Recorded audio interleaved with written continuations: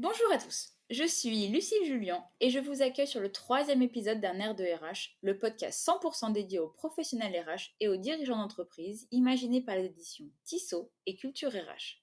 Dans ce podcast, des professionnels partageront avec vous les solutions qu'ils ont trouvées et mises en place pour faciliter l'application du droit du travail au sein de l'entreprise au bénéfice des salariés. Depuis le début des années 2000, la qualité de vie au travail est sur toutes les lèvres de l'écosystème RH en France. Malgré son importance et les opportunités qu'elle représente pour une entreprise, le concept de QVT est souvent difficile à définir. De même, nombreux sont les professionnels RH à ne pas savoir par quel bout aborder cette question du bien-être des salariés. Pour mieux comprendre les enjeux liés à ce sujet, nous recevons Benjamin Gay, directeur du cabinet conseil Sens et ID, spécialisé dans les risques psychosociaux et la qualité de vie au travail. Bonne écoute!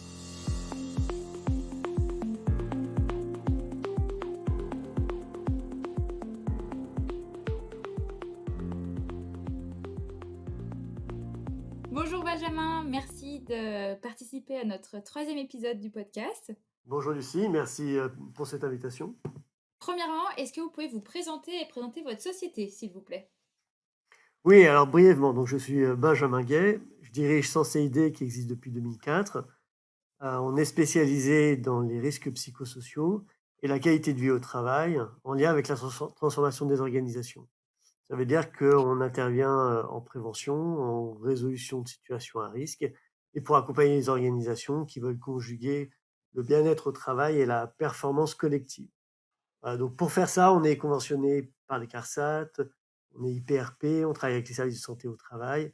Et on a peut-être une spécificité qui est intéressante à noter, c'est qu'on anime un comité scientifique qui est composé d'enseignants-chercheurs qui sont Philippe Sarnin, Dirk Stenner et Laurent Sauvet. Voilà, ça nous donne une approche un peu scientifique de tout ce que nous faisons. Merci Benjamin.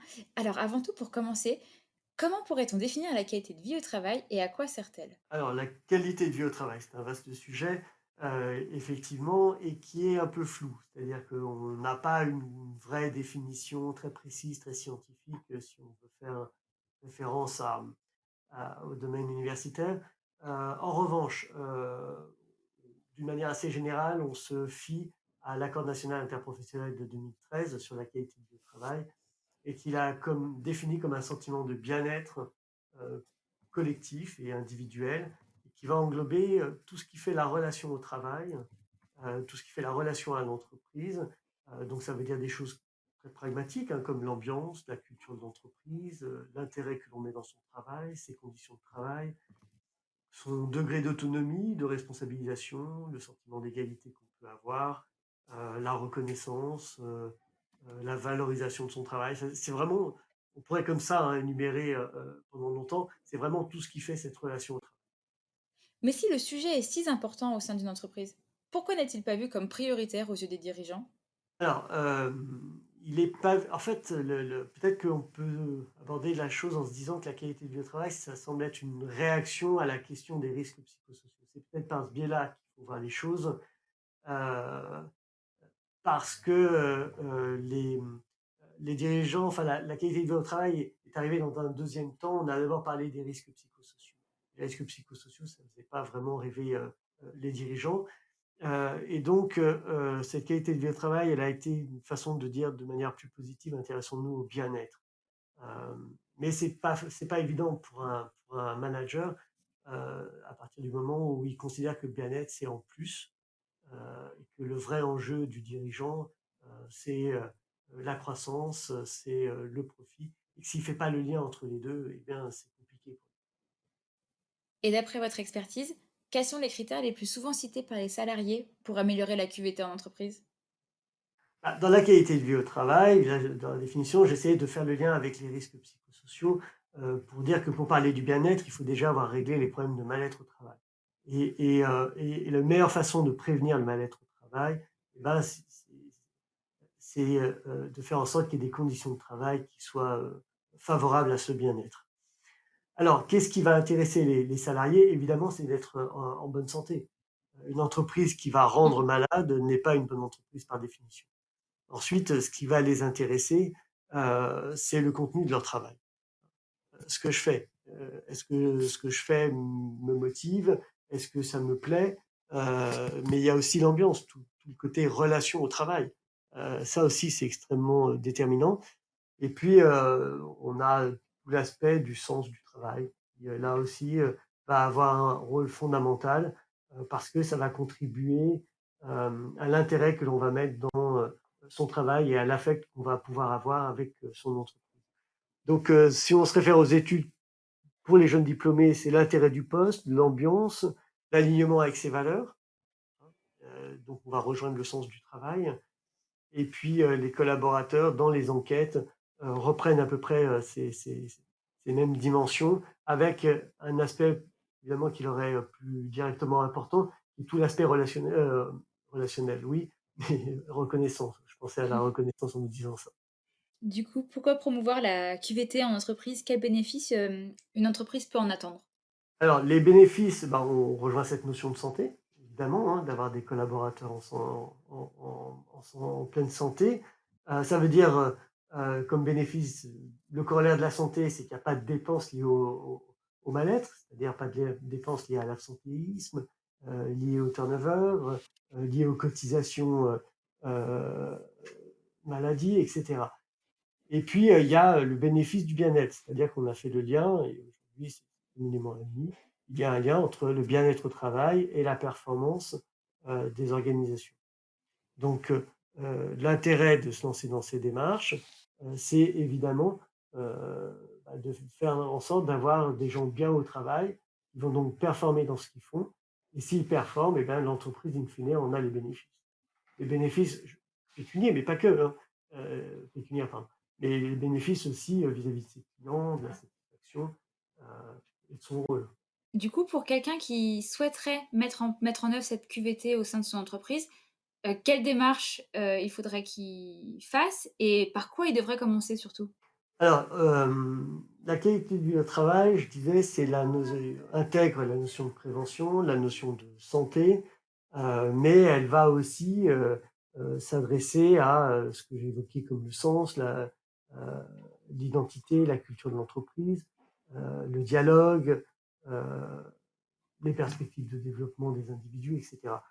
Donc, en fait, là, je reprends un peu des notions, des indicateurs parce que, finalement, l'entreprise, possède déjà pas mal de choses, au niveau de l'activité, et peut-être même, la première chose qu'elle va posséder, en tout cas, je l'espère pour elle, c'est le respect de la réglementation.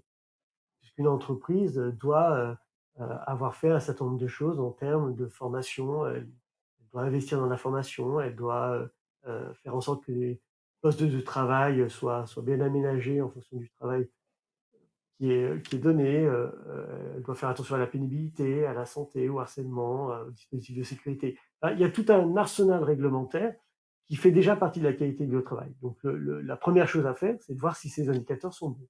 Or les entreprises ont déjà, des documents qui permettent de renseigner ces indicateurs. Ensuite, elle peut aller heu, après elle va aller s'adresser à un autre niveau qui sont des alors, qui peuvent être réglementaires, hein, comme, l'égalité professionnelle, l'articulation de la vie pro, perso, les discriminations, le handicap, la déconnexion. Voilà, tout ça, ce sont des choses aussi, assez réglementaires, assez nouvelles, et c'est peut-être un deuxième niveau qu'elle peut adresser. Et puis après, on va aller vers le développement, ce que je disais, le développement des compétences, heu, vers, le dialogue dans l'entreprise, vers l'organisation, et là, on va encore chercher d'autres indicateurs qui souvent sont entre les mains des ressources humaines. Est-ce qu'il y a une obligation légale, pour les entreprises justement de s'emparer de cette question de la QVT? Oui, alors si la qualité de vie au travail, on reprend notre définition, qui sont les conditions de travail, l'environnement de travail, si on Mmh. reprend cette notion-là, il est évident que le premier élément de qualité de vie au travail, c'est le respect de la réglementation. Ça veut dire que, l'entreprise doit s'intéresser et être conforme sur les notions de pénibilité, d'aménagement des postes, tout l'aspect, plus, lié à la formation, à la GPEC, tous les aspects liés au harcèlement, aux dispositifs de sécurité, aux documents uniques, heu, aux relations, sociales, au dialogue social. Vous voyez, il y a la QVT démarre en fait, on l'oublie tout le temps, mais souvent d'ailleurs, démarre par ses obligations légales de base finalement. Quand vous dites, adapter le travail à l'homme. Vous parlez de l'égalité professionnelle homme-femme, par exemple? Oui, je pense à ça, mais plus largement, je pense en fait à un changement de paradigme qui est derrière la qualité de vie au travail. Qualité de vie au travail, c'est une vision, innovante de la performance et du fonctionnement de l'entreprise. C'est-à-dire qu'on va avoir comme premier objectif, le collaborateur, son épanouissement, sa santé, et donc pour ça, eh bien, on va adapter le travail à l'homme. C'est-à-dire qu'on va pas se dire: «Bah, j'ai ça à faire et puis, je trouve la compétence et si le salarié va plus, je change», mais plutôt j'ai des salariés, j'ai une communauté de salariés, un collectif et je fais en sorte, bah, que le travail, soit le mieux adapté à eux pour qu'eux donnent le meilleur. C'est cette nouvelle approche, en fait, qui compte. Et donc là, on est sur un début de changement de paradigme. Donc pour, une entreprise qui veut se lancer donc dans cette mise en place de la qualité de vie au travail, pour débuter, il faut qu'elle réalise un diagnostic préalable, c'est bien ça? Oui, c'est ça, il faut effectivement savoir par rapport à son métier, par rapport à sa structure, heu et par rapport à son existant, puisque l'entreprise existe, donc elle fait forcément déjà des choses. Il faut savoir par quoi elle va commencer. Donc pour ça, il est important d'avoir un référentiel, de qualité de vie au travail, avec l'ensemble des indicateurs et de pouvoir mettre en face, les documents et une évaluation, donc à travers des documents, ce que je disais, notamment tout l'aspect réglementaire, mais aussi le côté RH, social que j'évoquais et puis un dernier volet qui est, une enquête collaborateur. On ne peut pas parler de qualité de vie au travail si on n'évalue pas la perception des collaborateurs. Vous avez parlé d'indicateurs, un peu avant, quels sont ces indicateurs justement? Est-ce que vous pouvez en citer quelques-uns? Oui, alors on a, des indicateurs par exemple, si on prend l'organisation du travail, qui est un élément essentiel et central pour tout le monde, dans l'organisation du travail, on peut mettre la déconnexion numérique, on peut mettre la clarté de la mission, on peut mettre l'autonomie, on peut mettre le sens du travail que j'ai évoqué tout à l'heure. Après, il y a tout le pan, par exemple, lié aux perspectives et au développement des compétences avec la formation, obligation réglementaire, et puis après, l'entreprise peut aller au-delà avec les entretiens annuels, encore une obligation réglementaire d'ailleurs. Donc, les perspectives de promotion, l'égalité salariale. Enfin, vous voyez, on peut comme ça déployer un grand nombre d'indicateurs, puisque finalement, si on reprend la définition, c'est vraiment tout ce qui fait la relation au travail et la relation à l'entreprise. Et tous ces indicateurs, où est-ce qu'on peut les trouver? Alors, vous pouvez le trouver auprès de structures comme Sensei qui ont qui ont fait un travail assez important avec le comité scientifique pour évaluer, pour, recenser tous ces indicateurs. Mais vous avez aussi, des organismes comme, je pense l'ANACT, l'INRS, qui ont aussi, commencé à faire, tout un travail sur les indicateurs. Vous avez l'ANI qui propose aussi, des indicateurs sur la QVT. Vous pouvez, voilà, trouver des différentes sources, bien entendu. Ça demande quand même beaucoup de travail et beaucoup de recherche, toute cette mise en place. Est-ce que dans ce cas-là, l'entreprise, elle peut être autonome dans la mise en place de la démarche QVT ou c'est mieux pour elle de se faire accompagner? À votre avis, Bah c'est quoi le mieux dans ces cas-là? je pense que le mieux, c'est, d'aller vers enfin, la finalité de la qualité de vie au travail, c'est, de manager autrement les organisations, au sens management très global. Donc c'est d'aller vers l'autonomie. Il faut que les entreprises deviennent autonomes, dans, cette nouvelle façon de fonctionner. Et pour ça, c'est vrai que ça peut être intéressant d'être accompagné pour savoir, bah, finalement, quelles sont les pratiques que l'on a, aujourd'hui. Est-ce qu'on est, dans le respect de toute la réglementation? Parce que finalement, elle est assez riche. Est-ce que, on a déjà, des pratiques, qui sont, très poussées sur, la coconstruction, par exemple? Donc, il y a beaucoup de, hem il y a effectivement beaucoup de choses qui peuvent être mises en place et le mieux au début, c'est d'abord se former et puis ensuite peut-être de faire appel à un prestataire extérieur pour arriver à faire un bilan qui corresponde bien à la situation de chacun avant d'engager des actions. Et par exemple, pour une entreprise qui voudrait, s'en charger seule, Est-ce qu'il y aurait des sites ou des endroits où elle pourrait trouver des modèles pour tous ces indicateurs ou pour toutes les démarches à mettre en place?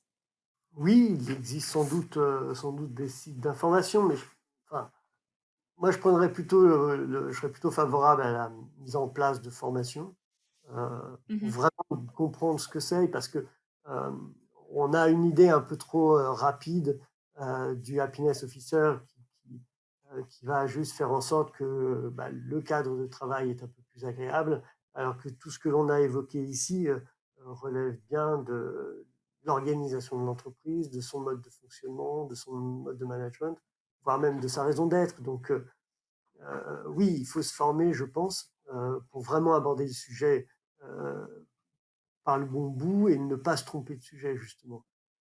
Ça me paraît vraiment indispensable. Donc du coup, dans ces cas-là, ça serait peut-être mieux d'avoir une personne qui serait complètement dédiée à ce poste-là, à mettre en place cette QVT au sein de l'entreprise?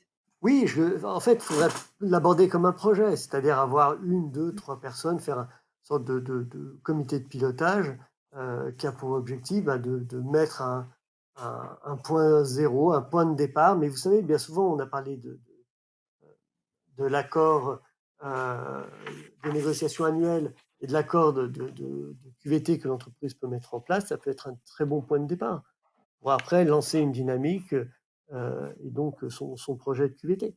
Une fois que cette QVT, elle est lancée, toute cette démarche, qu'est-ce qui pourrait à quoi faudrait-il être vigilant? Qu'est-ce qui seraient les freins les plus fréquents à la mise en place de cette démarche, justement? C'est un peu l'idée de quelque chose de pas très clair, du en plus.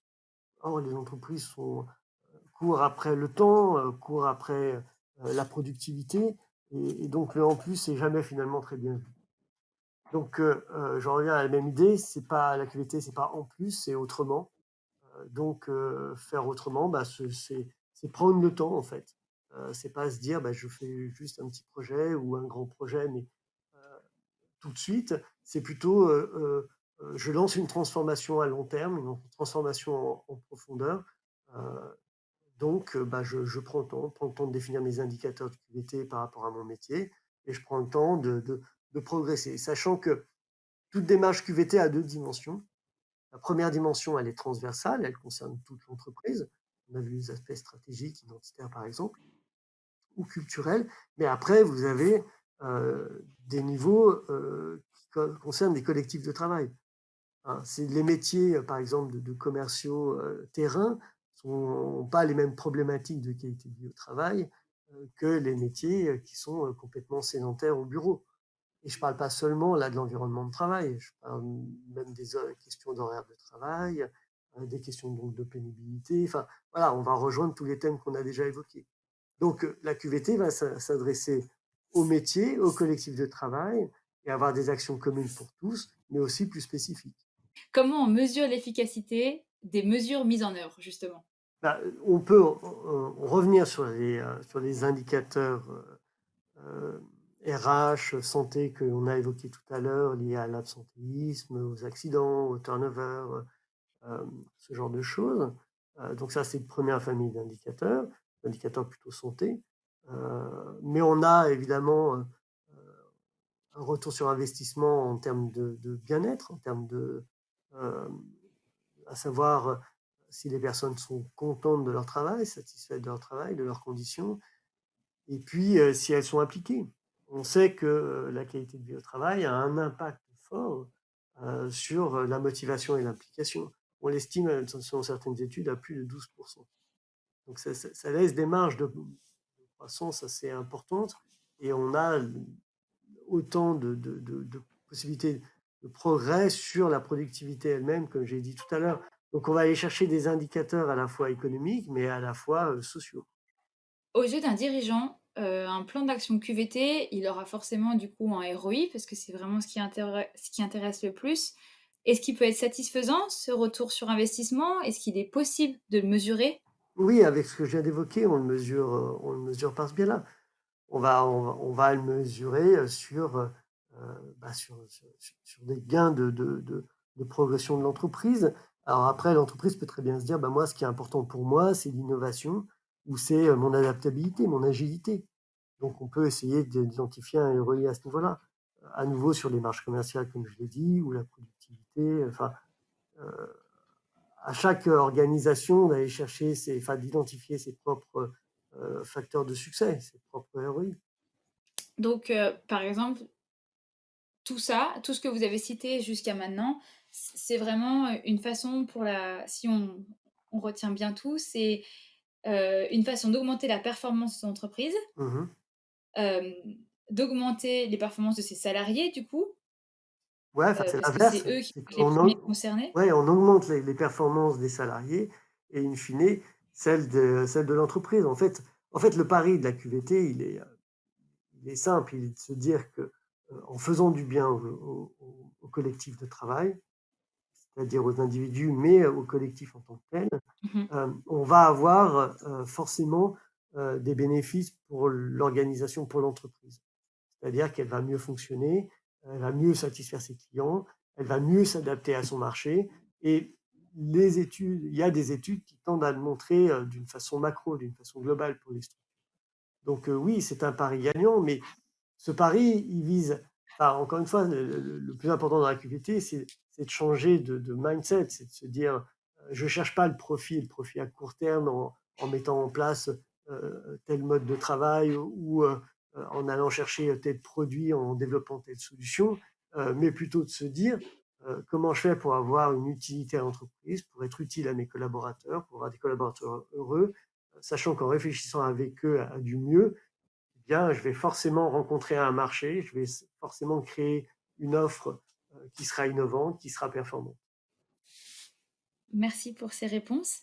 Est-ce que vous auriez un dernier conseil, à apporter à des entreprises qui souhaiteraient se lancer dans cette démarche, de la QVT? Bah, la qualité de vie au travail, c'est quand même une notion très récente, encore un peu floue, et j'ai commencé par là.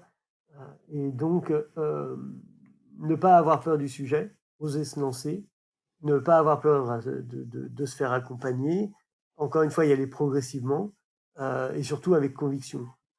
Éviter ce que nous, après, on va appeler le social washing, éviter de faire de la QVT parce que c'est bien dans les sondages, parce que c'est attendu a priori par le reporting extra-financier, attendu par les jeunes diplômés.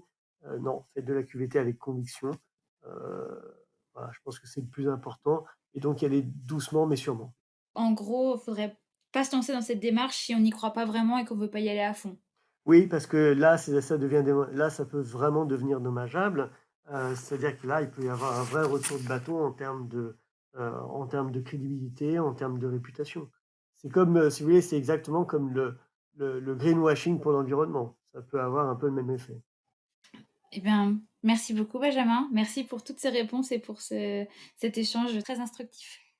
Bah, je vous en prie et merci de m'avoir invité. Je vous dis à bientôt peut-être. Merci, au revoir.